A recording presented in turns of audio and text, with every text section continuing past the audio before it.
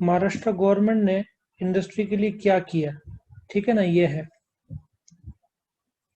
So let us come to industries in Maharashtra. जो question अभी discuss करने वाले हैं हम,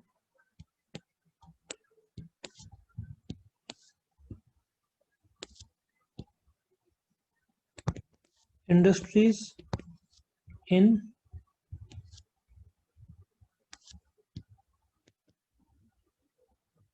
महाराष्ट्र, ठीक है।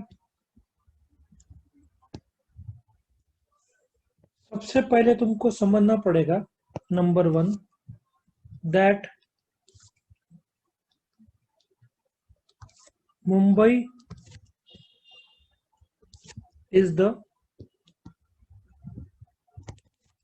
Capital of Maharashtra. ये सब जानते हैं।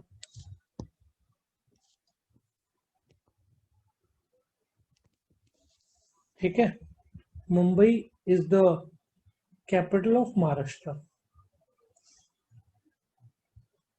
नाउ सेकंड नंबर पे फाइनेंशियल कैपिटल ऑफ इंडिया भी बोलते हैं उसको, फाइनेंशियल कैपिटल ऑफ इंडिया। ये एक जगह नहीं है, ये एक बोलते हैं ना, वो आदमी ना, बोलते तुमने एक एक्टर को देखा, वो ना बहुत बढ़िया एक्टिंग करता है, वो ना विराट कोहली, बोलते ना मास्टर है अपने फील्ड का। तो उसी प्रकार से मुंबई को फाइनेंशियल कैपिटल का दर्जा दिया जाता है। क्यों? क्योंकि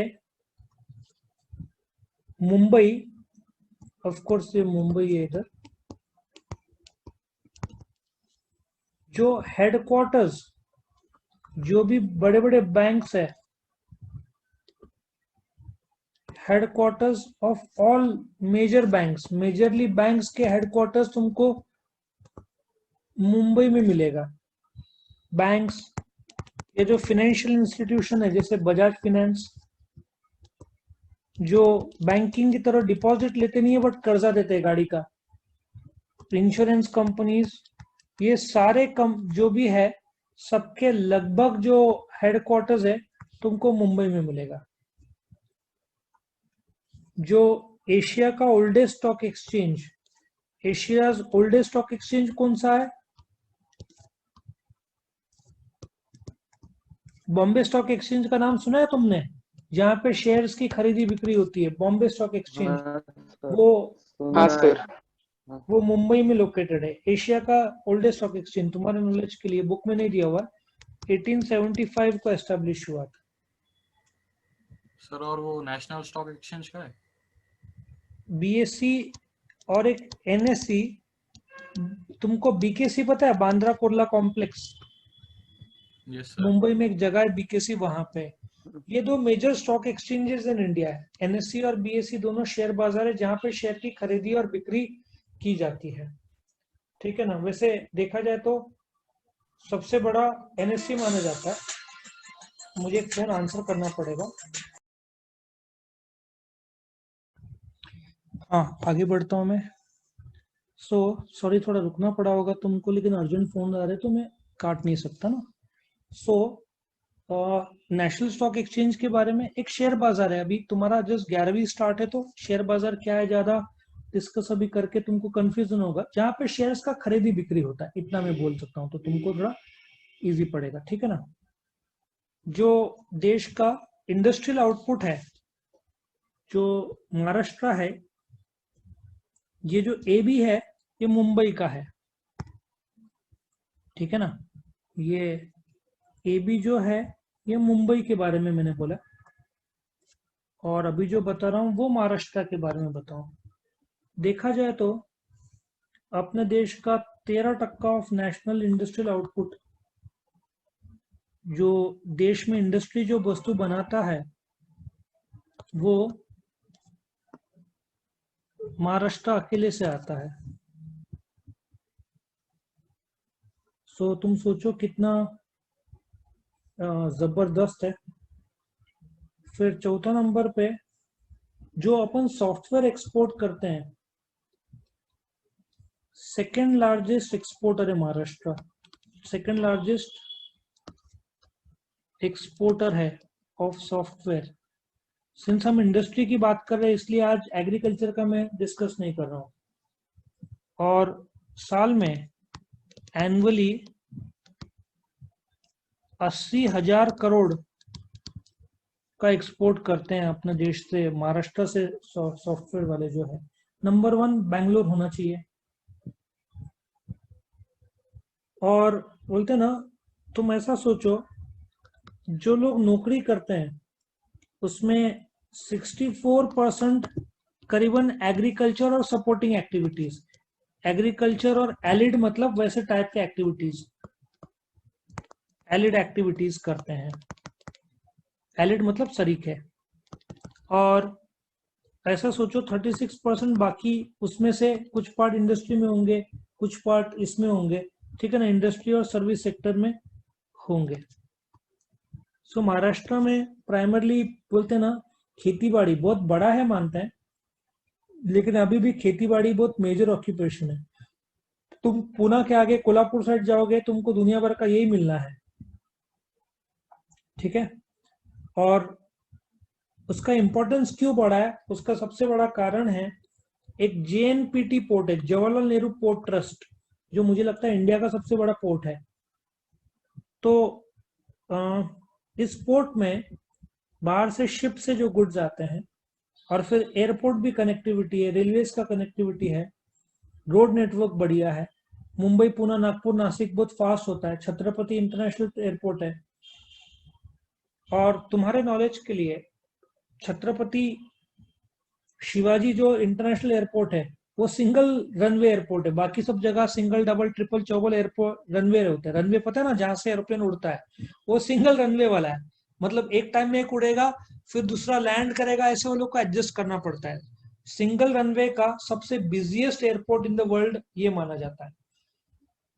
हालांकि सबसे बिजिएस्ट जो एयरपोर्ट है मुझे लगता है लाहौरे करके कोई तो अमेरिका में है। और सबसे ज्यादा ट्रैवलर्स कहाँ पे लैंड होते हैं वर्ल्ड में, कोई बोल सकते हो तुम लोग? वर्ल्ड में सबसे ज्यादा लोग कहाँ पे लैंड होते हैं टूरिस्ट में? Number 1 in the world is Dubai. साल में 1 करोड़ लोग लैंड होते हैं वहां पे, ठीक है। सो और इंडिया का सबसे ज्यादा, ऑफ कोर्स अपने देखा था कि पॉपुलेशन में आई थिंक महाराष्ट्र सेकंड में आता है। उसके बाद सबसे ज्यादा इलेक्ट्रिसिटी इंडिया में जो खपत है, हाईएस्ट इलेक्ट्रिसिटी पूरे देश में महाराष्ट्र ही लेता है। हाईएस्ट इलेक्ट्रिसिटी दुनिया भर के बैंक्स और कंपनीज है। तुम इधर चले जाओगे ना औरंगाबाद, तो वहां वाड़ूज मिलेगा, नासिक में अंबर सिन्नर मिलेगा तुमको, मुंबई में आई थिंक एमआईडीसी साइड है, फिर तुम पूना साइड जाओगे, वहां पे है ना कितने सारे मर्सिडीज बेंज है, महिंद्रा एंड महिंद्रा वहां पे इगतपुरी में है, सिन्नर है काफी बड़ा। तो इस प्रकार का जो कोयला है उसमें विदर्भ रीजन है। सो ये भी बता दूं मैं, विदर्भा मतलब नागपुर साइड बोल सकते हैं। विदर्भा में तुमको कोयला के रिजर्व्स मिलेंगे, कोल रिजर्व्स मिलेंगे तुमको। सो ऑफशोर ऑयल फील्ड है। ऑफशोर मतलब समुद्र किनारे से आगे ऑयल फील्ड, आई थिंक उसमें रिलायंस ये सब एक्टिव है। वो करीबन आगे 165 किलोमीटर जो है। मतलब कैसे होता है, अपना देश का ये मैप है ना, ये मैप, ये इसको टेरिटोरियल वाटर्स बोलते हैं। करीबन ये 18 नॉटिकल माइल्स बोलते हैं। मतलब ऐसा सोच सकते हो तुम 25-30 किलोमीटर होगा ये। तुम यहाँ पे तो भी तुम इंडिया में माने जाओगे। और जो इंडिया का बॉर्डर है, समुद्र यहाँ से अरेबियन सी है ना अपने लेफ्ट हैंड साइड में, यहाँ से ये 200 किलोमीटर का जो पट्टा है, यहाँ पे एक्सक्लूसिवली अपन फिशिंग कर सकते हैं 200 किलोमीटर। ये इंडिया, इसको हाई सी बोलते हैं मुझे लगता है, हाँ हाई सी बोलते हैं। ये इंडिया का एरिया माना जाता है। और ये जो जोन है आगे, ये जो जोन है, ये वर्ल्ड में कोई भी फिशिंग कर सकता है। इंडिया और पाकिस्तान में प्रॉब्लम कैसे होता है, पाकिस्तान इधर है, इधर भी समुद्र है, तो ये 200 किलोमीटर के ऊपर आप कभी कभार इंडिया वाले चले जाते होंगे, कभी कभार पाकिस्तान आ जाते होंगे। सेम केस इधर श्रीलंका के साथ होता है कि जो एक्सक्लूसिवली फिशिंग जोन है जो अपना है, इल्जाम एक दूसरे पर लगाते हैं कि तुम हमारे फिशिंग जोन में आ गए। ठीक है ना। तो ये प्रॉब्लम काफी बार होता है अपने देश में। आया समझ में? ये तुम्हारा एक्सप्लेनेशन ऑफ फिशिंग, ये जोन है, टेरिटोरियल वाटर्स, और इसका जो कब्जा है 200 किलोमीटर में इंडिया वाले ही फिशिंग कर सकते हैं, बाहर का कोई भी आ नहीं सकता।